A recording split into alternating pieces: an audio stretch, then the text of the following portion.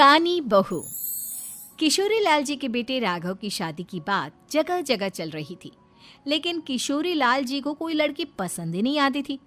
और उसकी एक ही वजह थी, किशोरी लाल जी का लालची होना। उनको लड़की वालों से मोटा दहेज चाहिए था और इसी चक्कर में एक दिन वो एक बहुत पैसे वाले के घर अपने बेटे का रिश्ता लेकर पहुंचे। उस आदमी का नाम था ओम प्रकाश। देखिए किशोरी लाल जी, मेरी एक ही बेटी है और मेरी सारी संपत्ति जायदाद सब कुछ मेरी बेटी नैना का ही है। पापा, नाम से लगता है बहुत खूबसूरत होगी। कितना अच्छा नाम है ना, नैना। हाँ, वैसे बात तो सही है आपकी। अब इतना पैसा है, जमीन जायदाद है, इकलौती बेटी, आप भी क्या करेंगे? सब कुछ उसे ही देंगे ना। बिल्कुल ठीक पहचाना आपने। बस बेटी की शादी और सारी जायदाद उसके नाम। पापा, बिना देखे हाँ कर दीजिए ना। इतना अच्छा रिश्ता फिर कहाँ मिलेगा? माला माल हो जाएंगे हम। मैं अपनी बेटी को बुलाता हूँ। अरे नहीं नहीं नहीं नहीं, आपकी बेटी का नाम नैना है, सुनकर ही लगता है बहुत सुंदर होगी। रहने दीजिए अंकल, मैं तो आपकी बेटी के नाम से ही इतना खुश हो गया हूँ कि उसे बिना देखे शादी करने को तैयार हूँ।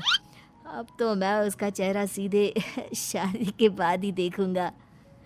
और इस तरह राघव नैना का चेहरा नहीं देखता और उससे शादी कर लेता है। शादी के बाद अपनी सुहाग रात पर जब राघव नैना का घूंघट उठाकर देखता है तो नैना की आंखें बंद थी। कितने खूबसूरत हो तुम नैना, जरा अपनी आंखें खोलकर मेरी तरफ देखो तो सही। नहीं, मुझे शर्म आती है। अरे, मैंने तुम्हें शादी से पहले भी नहीं देखा, और अब अगर तुम आंखें खोलकर मुझे देखोगी भी नहीं तो मुझे अच्छा कैसे लगेगा? इससे पहले कि नैना अपनी आंखें खोलकर राघव की तरफ देखती, अचानक से लाइट चली गई और राघव नैना को पूरी तरह से देख भी नहीं पाया। अगली सुबह नैना राघव के लिए नाश्ता बनाकर लेकर आई। अरे ये क्या, आधा पराठा सेका हुआ है और आधा बिल्कुल कच्चा। ये तुमने क्या किया नैना? बहू, तुमने क्या आधा पराठा तवे से नीचे लटका कर रखा था, जो आधा सिका है और आधा कच्चा? मुझे जितना दिखेगा उतना ही तो सीखूंगी ना पापा जी। जहाँ जहाँ मुझे नजर आ रहा था वहाँ मैंने सीख लिया, जहाँ जहाँ नहीं दिखा वहाँ कच्चा रह गया होगा। इसका क्या मतलब है? ये कैसा मजाक कर रही है तुम? अरे बहू, तुमने इतना लंबा घूंघट क्यों लगाया हुआ है? देखो, हमारे घर में बहुओं को बेटी की तरह रखा जाता है, और फिर तुम तो इतना सारा माल लेकर आई हो। देखो, ये घूंघट डालकर रखने की कोई ज़रूरत नहीं है। हाँ नैना, पापा जी ठीक कह रहे हैं, तुम तो आराम से रहो, अपना ही घर समझो। नैना अचानक से अपना घूंघट उठा लेती है। अरे ये क्या पापा, नैना की तो एक आंख फूटी हुई है। नाम से नैना, लेकिन ये तो कानी बहू निकली। मेरे साथ धोखा हुआ है, धोखा। बिना दिखाए अपनी कानी लड़की मेरे संग ब्याह दी। मुझे कानी बीवी नहीं चाहिए। मुझे अभी ओम प्रकाश जी से बात करनी पड़ेगी।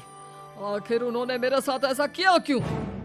अरे, आप लोगों ने ही तो पापा से कहा था कि आप लोग शादी से पहले मुझे देखना नहीं चाहते। अब मेरे पापा पर क्यों इल्जाम लगा रहे हैं? अरे लेकिन उन्हें बताना तो चाहिए था ना कि तुम कानी हो, एक आंख से तुम्हें दिखाई नहीं देता। किशोरी लाल और राघव नाराज होकर ओम प्रकाश को अपने घर बुलाते हैं। पापा जी, ये आपने क्या किया? शादी से पहले बताया क्यों नहीं कि नैना की आंखों में परेशानी है? अरे, आप ही ने तो लड़की देखने से मना कर दिया था। और लेकिन आप बता तो सकते थे। आपको तो हमारी बेटी की प्रॉपर्टी चाहिए थी, वो भी पूरी की पूरी। अब क्या हुआ अगर उसे आधा दिखाई देता है? प्रॉपर्टी तो आपको पूरी मिल गई ना। अरे ये क्या बात हुई? मेरी शादी प्रॉपर्टी से नहीं, आपकी बेटी से हुई है। अब ये तो पहले सोचना चाहिए था, तब तो मेरी प्रॉपर्टी देखकर तुम्हारी जुबान लप लपा रही थी। लेकिन मैं कानी लड़की को अपनी बीवी बनाकर नहीं रख सकता। पापा, कुछ करिए ना आप। हाँ, करता हूँ। देखिए ओम प्रकाश जी, आप हमारे साथ ऐसा नहीं कर सकते। और तुम देखो, अगर तुमने मेरी बेटी से शादी तोड़ी ना, तो जो भी प्रॉपर्टी मैंने तुम्हें दी है वो तो पूरी की पूरी वापस ले ही लूँगा, और आधी प्रॉपर्टी तुम्हारी भी लूँगा। अरे मेरी आधी प्रॉपर्टी भला क्यों लेंगे आप? इसलिए क्योंकि मेरी बेटी को आधा नजर आता है और उसकी नज़र अभी तक तुम्हारी आधी जायदाद पर ही पड़ी है। अब तुम उसे घर से निकालोगे तो कुछ तो लेकर जाएगी ना। और अगर हम आपकी बेटी को अपने घर की बहू बनाकर रखे तो? तो तुम्हारी पूरी प्रॉपर्टी तुम्हारी ही रहेगी, और जो मैंने तुम्हें दिया है ना, उसमें से बस मैं आधा लेकर जाऊंगा। अरे लेकिन अब आप अपनी दी हुई प्रॉपर्टी में से आधी वापस क्यों लेकर जाएंगे? अगर मैं आपकी बेटी को अपनी पत्नी बनाकर रखने को तैयार हूं तो? इसलिए ताकि भविष्य में अगर तुम मेरी बेटी को धोखा दो तो उसके पास कुछ तो रहे जो पति का हो। वैसे मेरे पास तो बहुत कुछ है, लेकिन अपने पति की कोई निशानी तो उसके पास होनी चाहिए ना। अब अगर तुमने मेरी बेटी को कहानी कहा तो तुम्हें प्रॉपर्टी भी कहानी ही मिलेगी, पूरी नहीं। जमाए राजा। किशोरी लाल और राघव समझ चुके थे कि वो बुरी तरह फंस चुके हैं और अब उनके पास वहां से निकलने का कोई चारा नहीं है। अब समझ में आया ना, लालच बुरी बला होती है। एक तो तुम्हें प्रॉपर्टी मिली, ऊपर से बीवी मिली, उसमें तुम्हें नखरे भी दिखाने हैं। आए बड़े, चुपचाप बैठो दोनों। कुछ दिनों के बाद नैना राघव की कार लेकर बाजार घूमने निकलती है और जब कार लेकर वापस आती है, ये क्या? एक तरफ से मेरी गाड़ी पूरी खराब हो चुकी है।